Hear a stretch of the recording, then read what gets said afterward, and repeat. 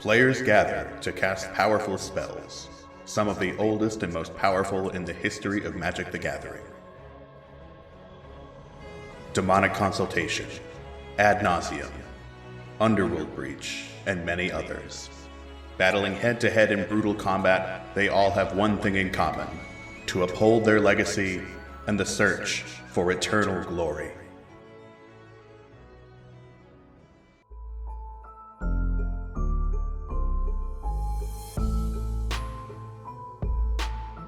The Eternal Glory podcast is brought to you by the minds behind BoshNRoll on YouTube, ThrabenU University, and TheEpicStorm.com. This episode is sponsored by Eminence Gaming.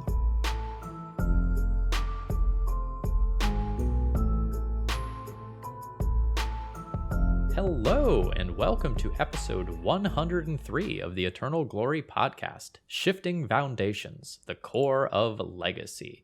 I'm Phil Gallagher, aka ThrabenU. I am Brian Coval, aka BoshNRoll. And I am Bryant Cook of the Epic Storm. We've already recorded 30 minutes of introductions and banter for the week, available in our supporter-exclusive pre-show. Check out patreon.com/eternalglory to gain access, or join as a YouTube member for the same content on YouTube instead. And honestly, I think the pre-show that we just recorded was one of our best ones ever. There's a lot of hidden strategy content and discussion of bowmasters, and a cop car gets involved at one point. Yeah, we did accidentally just record a second normal main episode on top of the normal personal stuff that we don't put out for the public. So there is we talk a lot about bowmasters and the numbers in the format and what we think about that. If you care about that sort of thing, it's a good time to subscribe. Patreon.com/eternalglory. All right. And while we are shilling and paying the bills, this episode is sponsored by Eminence Gaming's Command Tower software. If you're interested in running an event or want your LGS to do so, but are worried about the logistics of it, Command Tower is the perfect software for you. You can create and manage 4-player or 1v1 tournaments easily, and its unique pairing system ensures you don't get paired against the same players multiple times. Visit eminence.events for details. All right, so today's episode is going to kind of be one of those evergreen episodes where we talk about some theory. We're going to do a little bit of deck building history, and ultimately we're going to be talking about the new cycling cards from Lord of the Rings Tales of Middle-earth, as it's becoming increasingly clear that those commons are going to have huge impacts on every format from Pauper all the way down to Vintage. Yeah, we're going to start our story here with a deck called Miracle Grow. I believe Alan Comer was responsible for this deck. He figured out that if you just play fewer lands and you have spells that can represent lands if they need to and represent spells if they need to, your deck gets a lot better. And he invented a deck built around Quirion Dryad, where it gets bigger every time you cast a spell that is white, blue, black, or red. And just a bunch of 2-drop creatures, Land Grant, Daze, Gush.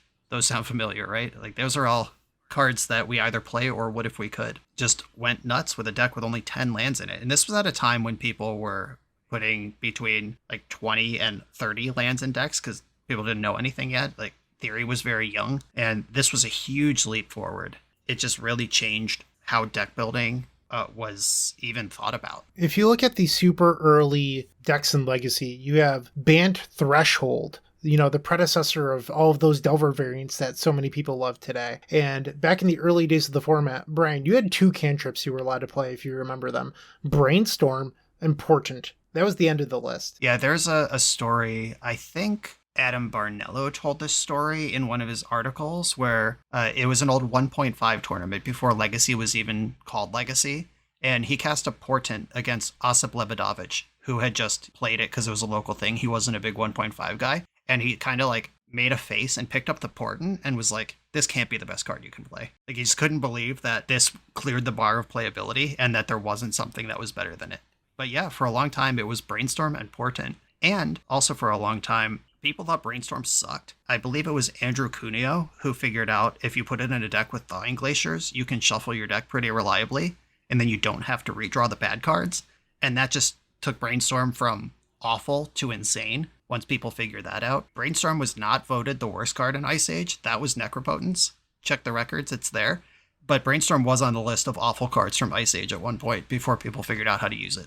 I remember when fetch lands came out in Onslaught and Brainstorm went from like exactly like Brian said of being like to insanely good. More likely back to the Threshold decks is I remember vividly when Serum Visions came out and MTG the Source was at war. It was Serum Visions versus Portent. Which one do you play? Because back then they thought 8 Cantrips was it. You were going to play these 8 things that smooth out your draws, and that was the end of the list. You weren't supposed to play Portent and Serum Visions, which is wild if you think about where we are today, where Ponder is being cut. Preordain is not that great in an era of the London Mulligan. How far we've come since Serum Visions was possibly playable. So I like putting some perspective on for people. We are talking about times where the things that we view as the core of Legacy today, these just like evergreen immortal cards that fit into almost every deck, like Brainstorm,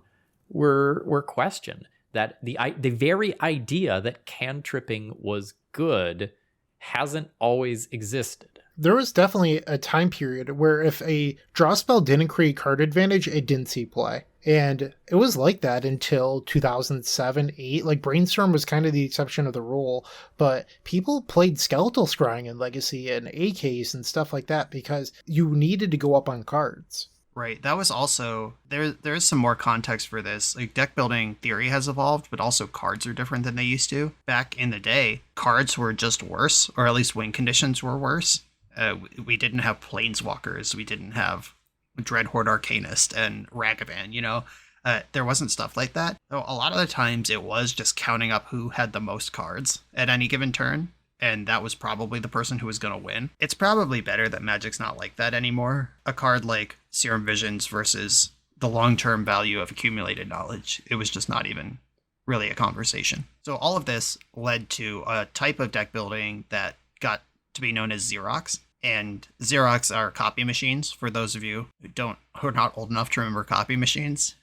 And basically, the inside joke is that it's just a copy. Like everything is just coming out the same every time because you can manipulate your draws and you can have the same game plan all the time. There's also some urban legends that it's called Xerox because Randy Bueller made a deck and everybody just copied it. All of that is lost to time, and old people will argue with you one way or the other. But the Xerox deck building archetype, that's terminology that's largely irrelevant now. Vintage players still use it because Vintage is so powerful that Xeroxing and building a deck around like preordains and stuff doesn't always make sense compared to Vamp Tutor for Tinker or whatever. So Xerox is still its own category in Vintage. But the idea of these is that you can shave lands and replace them with cards that can draw lands if they need to, or draw spells if they need to. And as the game goes on, when your opponent has a normal land count in their deck, they will draw a land or two when it's very important to have spells, and you will keep drawing spells, and then you'll win when that happens. Back when I first became interested in playing Storm Combo, I looked a lot at Vintage, at how to build it in Legacy.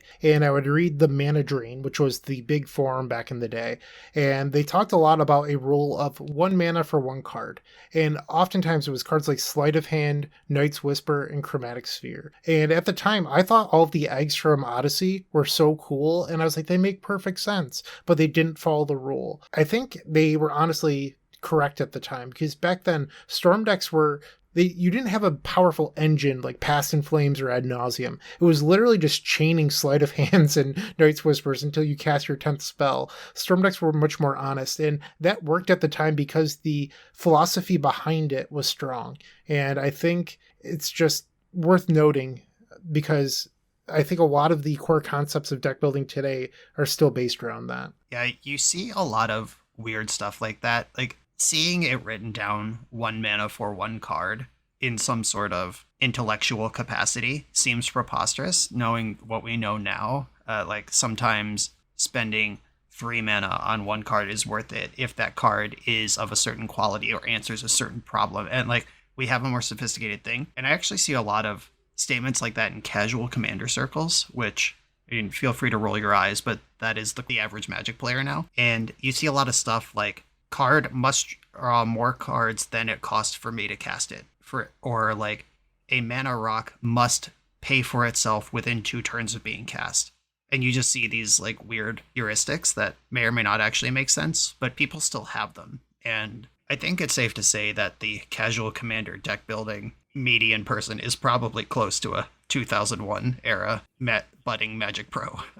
The average person knows way more about Magic theory, but also so much is there to figure out, and they're not really asking the right questions in a lot of places. In today's deck building, in Legacy, if you tell someone you're playing blue, the first cards that they're going to think are in your deck are Brainstorm and Ponder, probably in that order, with Force of Will probably being the one that they would say after that. Those two cards are just expected to be everywhere, but again, that wasn't always the case. Let's go down the line a few more years to when Blue-White Miracles was one of the best decks in Legacy, and slightly after that, the best deck in Legacy, unquestionably. Ponder wasn't a 4 of there. It was just not something that people accepted you should just be doing. Now, admittedly, they did have Sensei's Divining Top as a colorless cantrip at that time. Ponder is so good, and today we just expect that it should go absolutely everywhere at all times in blue decks as a 4 of. That wasn't the case then. Yeah, and if we look at Ponder's history in Standard as well, that card was not played in the Lorwyn era control decks at all. The Lorwyn era Fairies deck, Blue-Black Fairies, a deck built on casting turn 2 Bitter Blossom as often as possible, usually played 0 Ponder. I think in Block Constructed, they were reaching for playables and eventually moved their way to 4 Ponders, but the Standard list didn't play it. It took a long time to figure it out. If you look at those lists, it's just preposterous. You see this low-to-the-ground blue tempo deck built on resolving a 2-drop on turn 2, and you wouldn't even know that Ponder's legal in that format. Very strange. And then in M10, Ponder was reprinted. I looked through a list of M10 standard decks. The only one that played Ponder was Merfolk, and that's among many blue decks. There was a mono blue like Sanity Grinding Mill deck. There were a number of control decks, and the only one with Ponder was Merfolk. And then not until M12, when Ponder was standard legal again, did people really realize like, oh yeah, we should be playing this one. And even then, I remember, I think Shaheen Sarani, he's just known for his control content. He was playing like 2 Ponders in his Esper control decks at that era, and I think Michael Jacob was just very publicly ranching him for that at all times. Like, I think I remember Michael Jacob on stream saying something like, I can't take seriously anyone who's willing to put 2 Ponders in their control deck. Some people were all the way on it, and some people were still like, oh yeah, this is a fine tool, but it might not be what we want, at least not as a 4 of. So long history of figuring out how these cards actually slot in and where they go. And a lot of people stepping into these big formats where these cards are legal, they know Brainstorm and Ponder are good because they've been told that and they're the core of every deck, but they don't really know how good. A couple months ago on the channel, I played a deck where I think I had Brainstorms, but I didn't have Ponders, and it was like 4 Strixes and 4 Coatls, and it was like we replaced the cantrips with creature cantrips. The 2-drop does not help you find your second land the way that Ponder does. And I said in the wrap-up of the video, and the league did not go well, I was like, yeah, the problem is that Ponder is part of your mana base in Legacy decks. And I just said that like people should know it. And the comments were like, wait, what do you mean Ponder is part of your mana base? And I was like, oh yeah, that's why it's there. That's why we play 19 lands in a control deck in Legacy, where in standard control decks play 27, 28 lands. 19 is preposterous. We get away with that because of Brainstorm and Ponder. I'm so glad you mentioned that, Brian. In my early days, I was a standstill gamer who ran 25 to 26 lands, which was considered short at the time. From there, let's flash forward a little bit to peak Star City Games coverage with Stoneblade Mirrors, with your Riptide Laboratories bouncing Vendilion clicks and stuff. 22 to 23 was popular then. And then we flash forward a little bit to Philip Schoniger on Star City Games when he traveled to the US. And I remember Pat and Cedric talking on coverage. They're like, this Miracles list has 20 lands in it. Like, it was just preposterous that he was playing 20 lands in Miracles. I don't know if you remember watching this, but he did very well in that event. And it was like really the first time someone had played 4 Ponder and just went to town. And within 2 weeks, every single blue player I knew had 4 Ponder in their deck. Yep. Recently on the channel, I played a check pile deck, 4-color control without green. It was an 18 land deck with Jace the Mind Sculptor in it, Snapcaster Kolaghan's Command. Like, it was intending to play 4 and 5 mana spells as part of its plan A. There was no backup plan. There was no Murktide Regent. Like, this was the plan to win the game. 18 lands, every single one was non-basic. Forget about Wasteland, forget about anything, forget about just hitting your land drops naturally. The Cantrips will get us there, trust me. And it worked. I was blown away. Like, that's a Delver mana base in a grindy control deck. And it worked because every card in the deck said draw a card on it, in addition to whatever else it did. So sticking on the line of like the cantrips are part of the mana base, there's other cards that work that way in Legacy. So like Aether Vial gamers, Chrome Mox gamers, Life from the Loam gamers, like those cards are critical to your deck functioning the way they're supposed to function. And you might notice sometimes in sideboard games, like you pull some of those things out to fit other things in, and your deck will noticeably feel more clunky as you play games when you remove things that are a piece of your mana base. Or for the cantrip players, when your opponent starts with a turn 1 Chalice of the Void and you don't get to cast your cantrips, sometimes it's hard to get to that second or third land that allows you to cast the thing that will get rid of the Chalice. Right. And even if you do find the answer to Chalice on turn 3 or so, now you've missed 3 turns of development with your cantrips. You'd like to have your 4th land drop coming out, not hit your 2nd land drop for Prismatic Ending on turn 4, then you got to dig out of it. It really is like getting Stone Rain 2 or 3 times when somebody chalices you on the play when you're a cantrip deck. All right, so why don't we go ahead and transition into some more recent times where the same sort of theory has applied, where some new information or tech or card has come along and changed our viewpoint on what deck building or legacy or mana bases are supposed to look like. And why don't one of you old men over there take us back to 2006 for Cold Snap? Wait, are we talking about Rite of Flame? Finally! Yeah, Rite of Flame is part of your mana base and doesn't belong in decks. Okay, that out of the way, let's talk about the card we're actually talking about. This is Mishra's Bauble. This card was a brick for a long time. It was worthless. It was just like, oh, here's this stupid thing. I get it. It's a throwback to Urza's Bauble. That's cute. Into the chaff pile it goes. That's how it was released in 2006. Now Mishra's Bauble's everywhere. I've seen it in control decks to set up Predicts and Miracles. We know it's in Delver decks as like a 2 to 4 of pretty regularly. Plus the obvious artifact synergy decks like 8cast and Bomberman, like they're all into it. What would you think if I told you nobody played that card until 2017? The card existed for 11 years before people really started exploring it. And it was Sam Black with the Death Shadow deck. And basically, some incentives had changed. Delirium was printed, and it was a way to put an artifact into the graveyard basically for free. And you also get a little extra information in a deck that wanted to play discard spells anyway. So it just made sense there. It made so much sense that people started trying it in other places. Those changing incentives, like I'm not saying Mishra's Bauble was under our nose the whole time and we should have been playing for, it's just a 56 card deck, what are we doing here, blah, blah, blah. Because none of that's actually true. The existence of Delirium brought this card out of the chaff bin and made it like, what it was like $40 at one point, like very expensive card. It's been reprinted 2 or 3 times now, multi-format staple. Then we got Emery, then we got Dragon's Rage Channeler. There's a lot of reasons to want something like Bauble around now, and it does all the things that a cantrip does, of lets you cheat on other important resources, at least on paper, because you will replace them with your 0 mana card eventually. The blue mages were very used to rebuying cantrips from the graveyard. Actually, were they used to that at this point? Was Snapcaster around in 2017? Yes, right?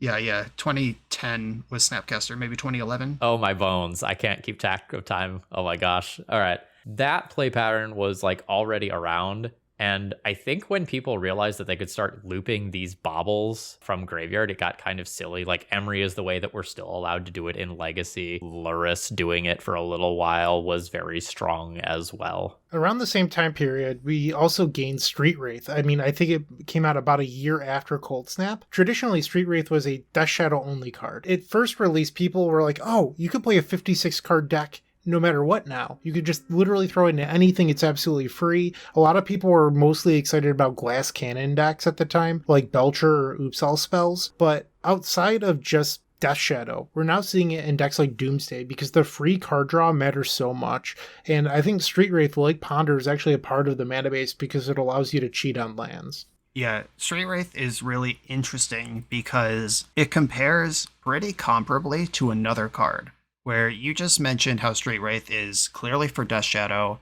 some decks like Doomsday that value velocity over any other resource at certain phases of the game, like Street Wraith. But how about another card where you lose 2 life and draw a card for free, which is Gitaxian Probe, which is banned in all formats and restricted in Vintage, where Street Wraith is legal everywhere and played seldomly. What's the difference between Gitaxian Probe and Street Wraith when we're talking about deck building? Well, one of them pitches to Force of Will. That's coming to mind. I believe Bryant played this card into the dirt and never once paired it with Force of Will, so that's not the only measure. Oh, okay. The Epic Storm didn't adopt Street Wraith. I don't know, maybe getting a whole bunch of information and being able to pilot the game nearly perfectly without having to do any of the guesswork that is inherent to the game of Magic the Gathering was an unfair advantage if you were pretty good at Magic. Yeah, that's all true. Gitaxian Probe also does another thing, which the inspiration for this episode that we're building up to here is the new Lord of the Rings 1-mana cycling effects. Those, like Street Wraith, have a secret mode, where if you have 5 mana, you can just cast them. Gitaxian Probe secret mode cost 1 mana. It was very easy to hit that one. And it wasn't like Street Wraith where you can get a card or a 3-power Swamp Walk creature. It was, no, you just get Gitaxian Probe, but you don't pay life for it if you don't want to pay life for it. So that one was, like, we started this episode by talking about Miracle Grow. Opt was one of the big innovations for Miracle Grow, and Gitaxian Probe sees almost as much as Opt does. Like, you see less of your information and a lot more of theirs. And the mode of just 0 mana if I want it and pretty close to Opt if I don't want it, that card is, those modes are too close together and too cheap. Assorted cantrips, anytime that you have something that scales up as you cast cards or gives you utility as you cast cards, they become even more powerful. So your Dragon Rage Channeler, when you cast a Ponder, looks at 1 more card.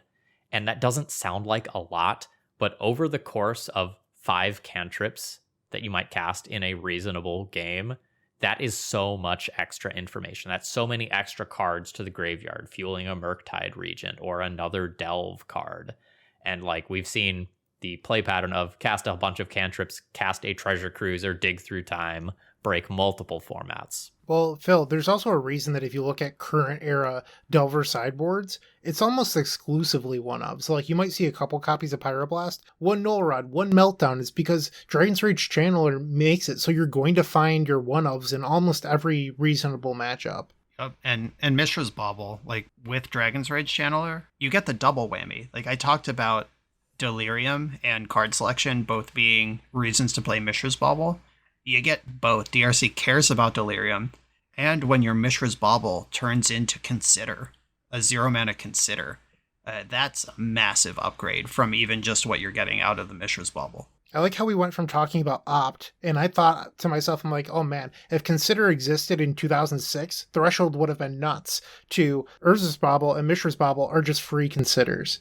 It's beautiful. Yeah, we were playing Mental Note back then. Just 1 blue, mill yourself for 2, draw a card. It's like Thought Scour that doesn't target. I remember when Thought Scour was printed and we're like, wait, we could target with our Mental Notes now? Cantrips have come so far. When's the last time you saw a Mental Note? It's probably Pauper, like the Tolarian Terror decks. But in a high power format like Legacy, our cantrips are just so good that's not even on the menu. I saw somebody within the last 4 years playing a modern deck with Thought Scour because it was Esper Control built around Drown in the Lock, but if your opponent doesn't have a graveyard, it's no good. So he was like targeting me with his Thought Scours the whole time, just to turn on his Drown in the Locks for later. Most decks these days have some sort of graveyard synergy, so it was like kind of fueling my gen. The deck was bad. That's just not how you want to use your cantrips. So I just kind of had an interesting passing thought, and I'm just going to say this so the blue mages can experiment if they want.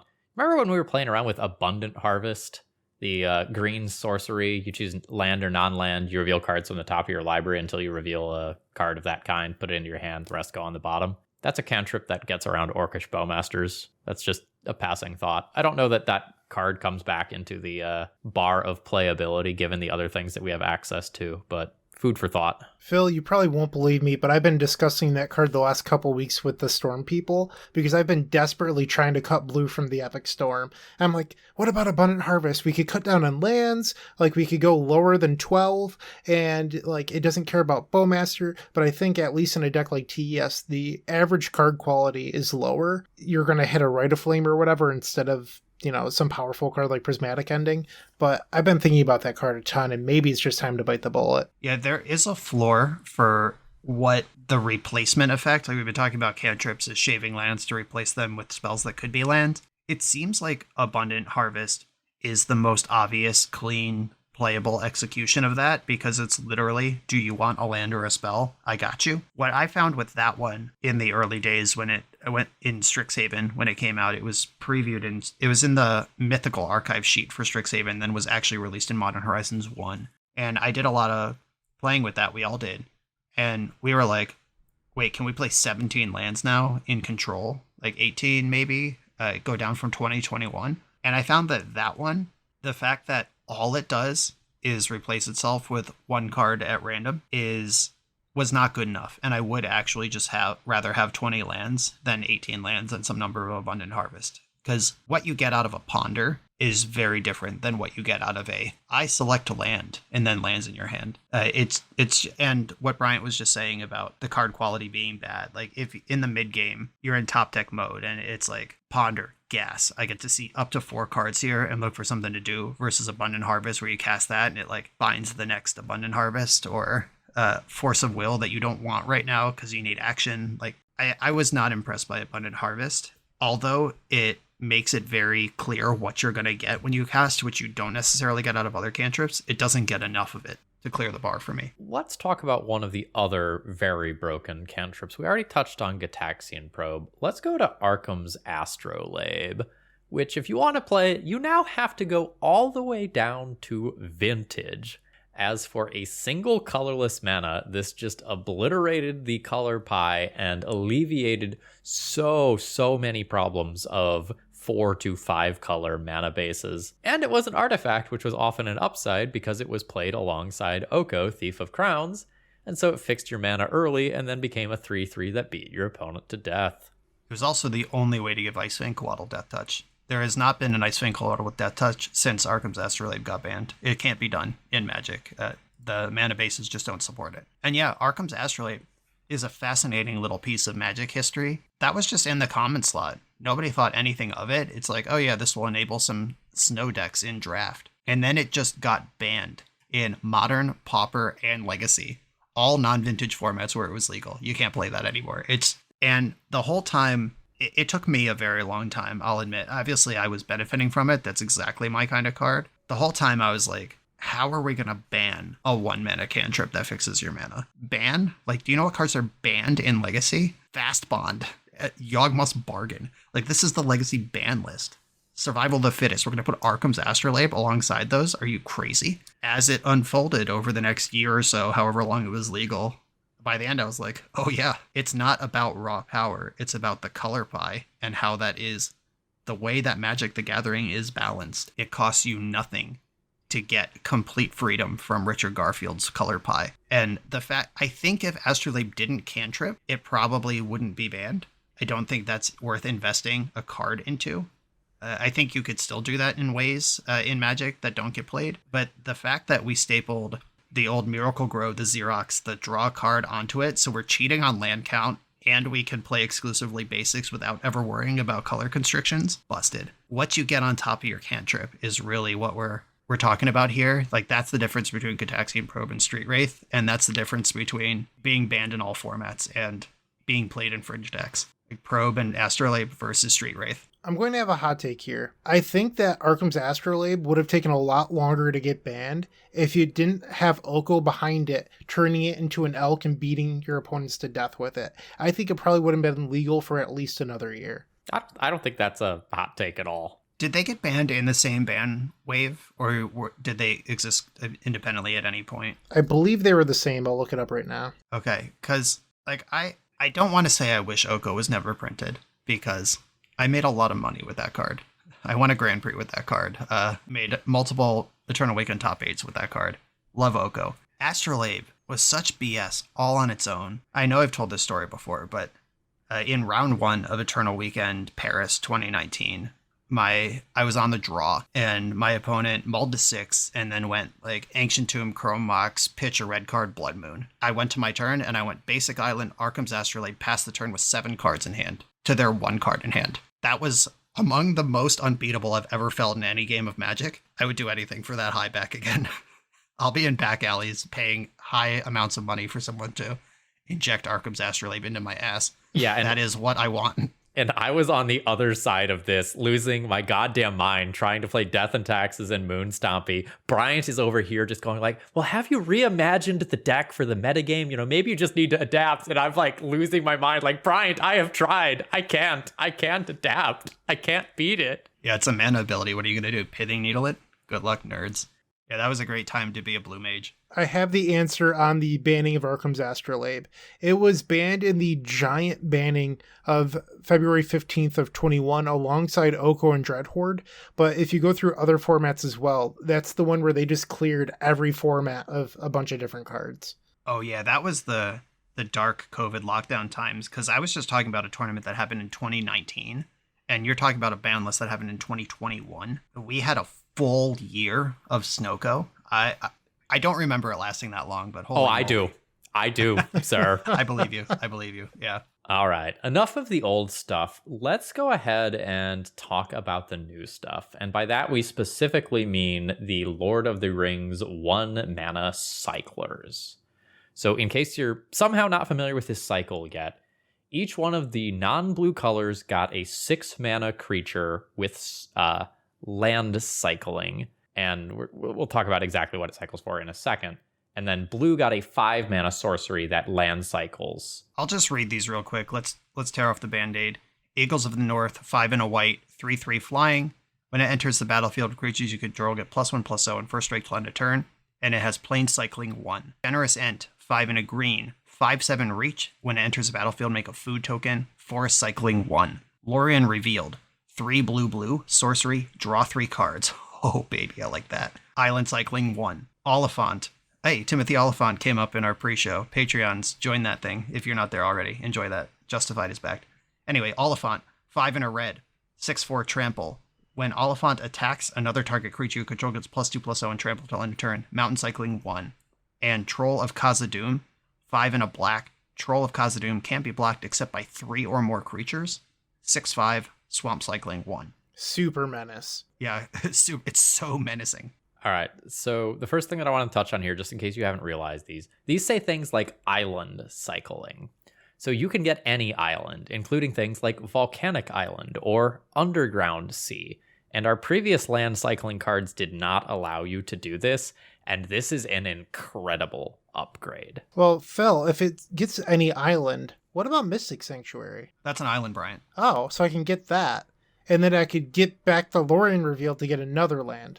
Yeah, or you could draw 3 cards. Oh, yeah. Later down the road. I like that too. Yep. Obviously, we're goofing around a little bit here, but 4 of these 5 cards are seeing significant play between Modern and Legacy. And Lorien Revealed is extremely interesting. That reminds me of cards like Eternal Dragon in the olden days. Bryant mentioned being a 26 land standstill gamer. Eternal Dragon was in that deck, I promise. And these days, Timeless Dragon, which is an homage to Eternal Dragon, but actually playable by modern standards. And I remember when Shards of Alara came out, or Conflux, I guess, was when the cycle came out. There was a cycle of powerful spells for like 4 to 6 mana that all had basic land cycling for 1 and whatever color they were. And I remember John Finkel, who was still actively engaged in Magic at the time, just being hyped for Traumatic Visions, which is 3 blue, counter target spell, basic land cycling 1 and a blue. And he was basically like, I'm a control player. All I want to do is hit my land drops early, then counter spells later. This is everything I want on the earth. And while that card did see some standard and block play, didn't make it to Legacy, but 1 mana and not being gated by basic land types, not costing any color to start, Lorien Revealed is the thing that John Finkel was jonesing for in 2008 or whenever Conflux came out. You know, sometimes you open up on a hand with like 1 land and a ponder, and you're like, yeah, as long as one of these 4 cards hits a land drop, I'm fine, and this hand is incredible. And then some percentage of the time it doesn't, and you sit there and you never play Magic.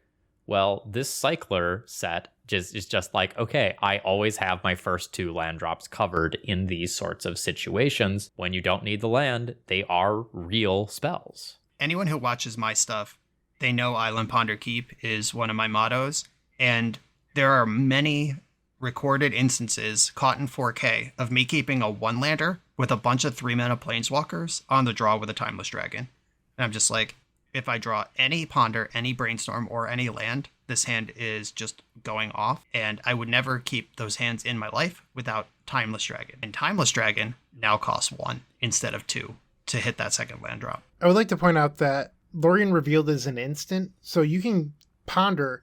It's not. I'm sorry, the land cycling is instant speed. Okay, yes. My bad. Cycling is an instant speed ability. Yes. So you could Ponder, find one card you want, shuffle in your upkeep. You can Brainstorm on your opponent's end step, upkeep, shuffle. And that's something we haven't seen a whole lot in Legacy. That's a pretty common play pattern in Pauper that I think just it's worth mentioning because like it might take you a second to just readapt your play patterns to recognize how good this card actually is. Because traditionally when you Ponder and you're like, I really only want one of these, I think I'm forced to shuffle. You don't have to think that way, at least all the time anymore. The Ash Barrens to shuffle Ponder play pattern, like the fetch lands in Pauper are Terramorphic Expanse. End of conversation. I guess there's like some panoramas or whatever, but those are bad. Ash Barrens is I think the only previous version of 1-mana cycle to get a land of your choosing, but that's basic land cycling. These are better than that, and the fail case, or not even fail case, but the alternate case of if we treat it like a split card,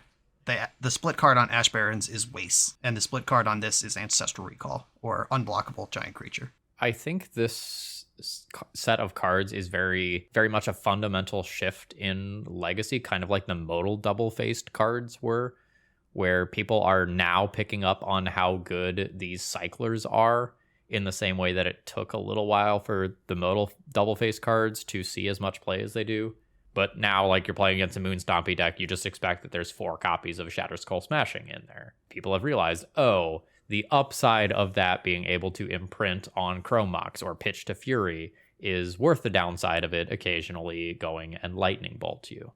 Because the times where you do use the other mode of those cards, it just wins you the game. And if you want to think about the cyclers in that light, these are fetch lands that can pitch to Grief or Fury or Force of Will and all of those other similar spells. Yeah, the comparison to the modal double face lands is a great one because we've all been there where it's like, LOL, I might actually hit 7 mana for this Call of Emeria this game, but it's not like a real plan that you build to. It's perfectly reasonable in any deck that would play Lorien Revealed to plan to get to 5 mana and draw 3 cards with that. And depending on the power level of your format, like I don't know if Death Shadow's really getting to 6 lands to play Troll of Khazad-dûm. I don't even know if they play 6 total lands. In any medium power format, I know Living End in Modern has gotten a huge boost from Generous End and Oliphant. That deck, it's very much built into that deck's plan to be able to, like if they're facing down Rest in Peace or whatever, they're like, okay, here's a 2/2 Shardless Agent, choose not to cast Living End, and then just cast the Sphinx of Mysteries, and then start casting the Big O's for your mana. And that's very much built into those decks. And these are all very castable, and you get what you pay for, compared to some of those MDFC lands that kind of suck. I can confirm as a Living End gamer. And one of the things about the cycle is I'm convinced someone at Wizards was like, we cannot give Modern Living End a blue cycling creature for a basic island. So they created Lorien Revealed instead, which is arguably better. But that's just my own personal conspiracy theory. I do think that the land cycling cycle is so much better than the MDFCs because like creating 2/4/4 indestructible angels is super powerful, especially when you look at Eagles of the North. But I think in general, a 6/5 that needs 3 creatures to block it is so much better than Aghadeem's Awakening. And Lorien Revealed, I believe, is better than, I can't remember the front half of the blue one at the moment. Oh, the Seagate something or other. Seagate Restoration. And I think just for what you get, these are much better cards. And obviously, the rarity allows it to see play in more formats or whatever. But in general, I think the creature cycle is just better than the MDF cycle. Obviously, there's exceptions like Oops All Spells or whatever. But I think if you had to re-examine your decks today, I think you'd start looking more at the land cyclers than you would the MDFCs for cards to pitch to Fury or Chromox or whatever. Anecdotally, I've probably cast Amaria's Call 2 or 3 times in Legacy, whereas this week I have probably hard cast 5 of these cycling cards, especially the Troll. The difference of that 1 mana, and especially since Amaria's Call requires white, white, white, and like Shatterskull Smashing requires red, red, they're easy to cast. It matters if you're an Ancient Tomb gamer. Most of these are also creatures. We talked about Living End, but there's a card that sees more play in Legacy that puts creatures from the graveyard onto the battlefield, and that's Reanimate. Reanimating a Troll is scary. That's 6 power on turn 1 that can't be blocked for at least several turns. I mean, these cards are just terrific, and I think that we're going to see a change in dynamic. Like, if we look back 6 months ago, I believe on this very podcast, we said that black was next to unplayable. Like, why would you play it? All of a sudden, the formats discover Grief, Reanimate, we get Troll of Khazad-dûm, Orcish Bowmasters. The top 4 decks on Goldfish right now are all black decks. And it's just a wild shift we've seen in the last 6 months. Time to dust off your Uros? Is that what you're telling me? The natural predator of black decks? I was going to say Veil of Summer, but Brian, whatever makes you happy. You can put both on the same deck, it turns out. So not only are these just like big creatures, but they are creatures with relevant abilities as well. Generous Ent gives you some food.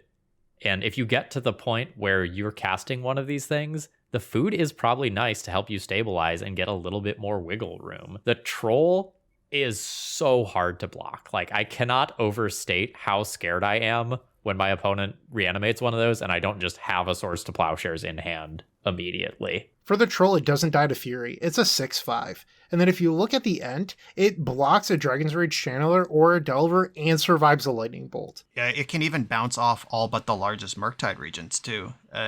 7? That's a huge Tookus. Troll of Khazad-dûm, like, just don't even think about blocking it. It's functionally unblockable because you know what black decks are pretty good at doing? Killing a creature. You scrimp and save and get your 3rd creature into play, and they reanimated this thing on turn 1 or 2. Like, how big could these creatures possibly be? And then, like, you know, Bowmaster, your shit's dead.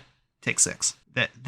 You need a real removal spell for this. All of the creatures on these cost 6, which is not even possible to Prismatic Ending, even in perfect circumstances. There are not 6 colors you could reach for on that. This whole cycle, immune to Prismatic Ending, and it's basically Swords to Plowshares or bust on Troll of Khazad-dûm, unless we're digging into Assassin's Trophy or some shit. I don't even know. You can't Fatal Push it even with Revolt. These things are so big, is what I'm trying to say. If you look back a little bit in time, we were talking about how the Zoomers really discovered something when they broke. Is it Delver splashing black for Snuff Out for the initiative matchup, but also the Mirror for Murktide region? It's funny because while Snuff Out fits perfectly into these Troll Khazad-dûm Reanimate like Grief decks, the issue is that all of the best decks are black now, and Snuff Out doesn't kill black creatures. So the reason to play black is now diminishing a little bit because everybody else is also doing it. It doesn't kill Bowmasters, the Orc, Grief, Trolls. Like, it's kind of wild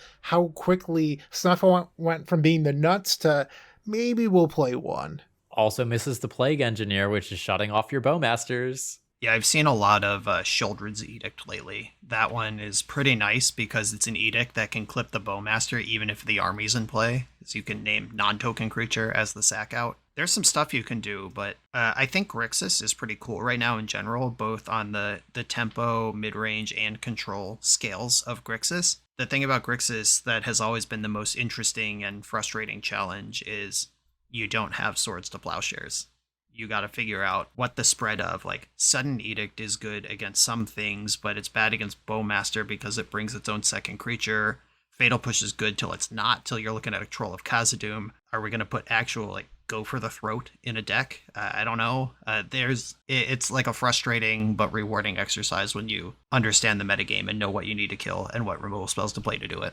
I've also found that like some generic answers aren't as great against these as you might expect. So your opponent reanimates a Troll, you Teferi it, bounce it. Okay, it's uncastable, so they just turn it into a land, make their next land drop, and, you know, cast a Murktide region or whatever. Bouncing them is very awkward. And yeah, they're out of range of Skyclave Apparition as well. I'm just thinking of all the removal that's gated by anything. Like Abrupt nobody's Decay, played. I was about to say nobody's played Abrupt Decay in 4 years, but you can't reach for that. Murderous Cut does get them. Maybe it's time for ninjas to make a comeback and start cutting people up. I don't know. I literally recorded that with that deck this morning. So Hell yeah. here's some sage advice to the ninja players out there. Number one, if you're playing ninjas, splash white. Swords to Plowshares is incredibly important. Number two, don't play against Orcish Bowmasters. Your Changeling Outcasts die. It's very awkward with your Retrofitter Foundry tokens. Like, sometimes you can play that dance. The version that I played had Teferi, which was also bad versus Bowmasters. And you also have like Ponders and Brainstorms as well. I was playing my own Bowmasters. I did not feel like I was playing the better Bowmaster deck in any of my rounds. Good luck, ninja players. I think it's tough for you. You didn't answer the important question, though. How many Murderous Cuts were in the deck?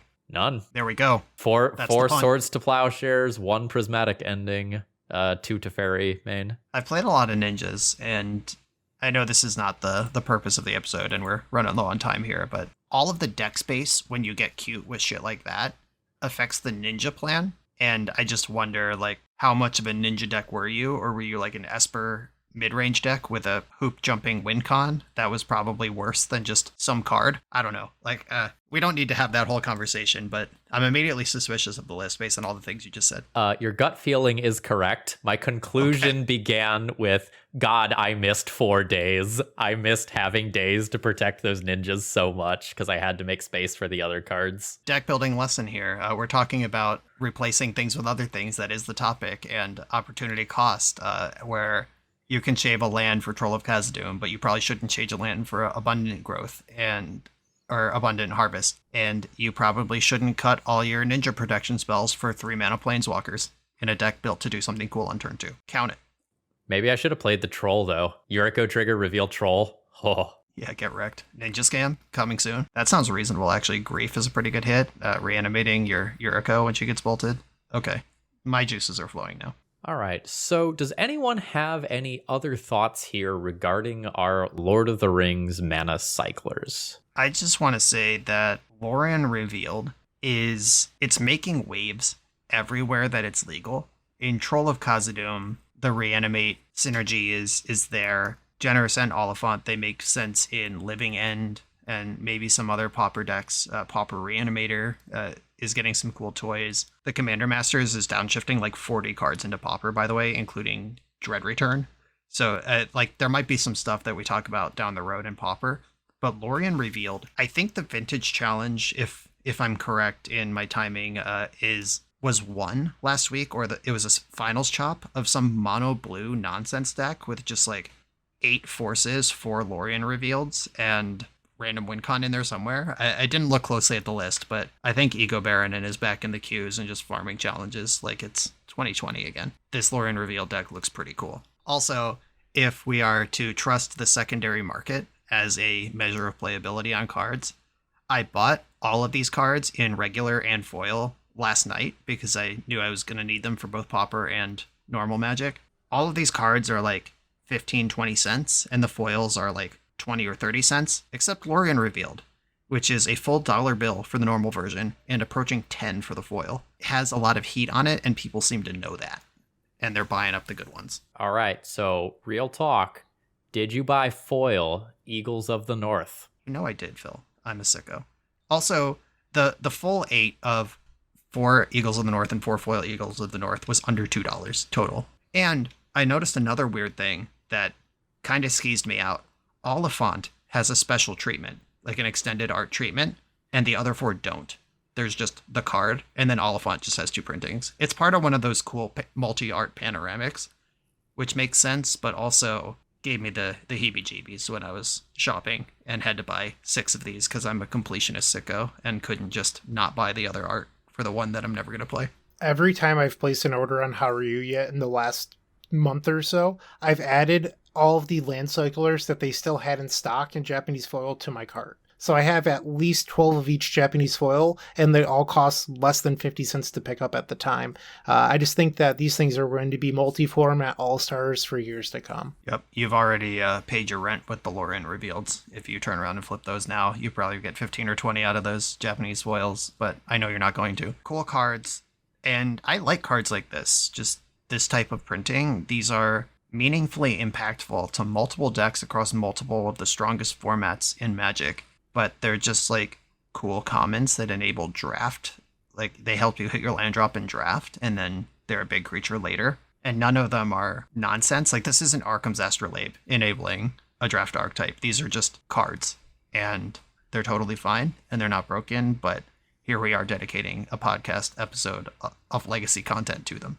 Very cool stuff. I guess if I can leave you with some final words of wisdom, Legacy is currently in one of the biggest periods of flux that it's seen in, I don't know, maybe the past 5 years or so, with a huge amount of power being injected into the format, while also these commons that are very subtly going to change deck building. Be prepared to adapt and be prepared to test new things, even if you don't necessarily think they are going to be good, because you will probably learn a lot by trying out some new stuff.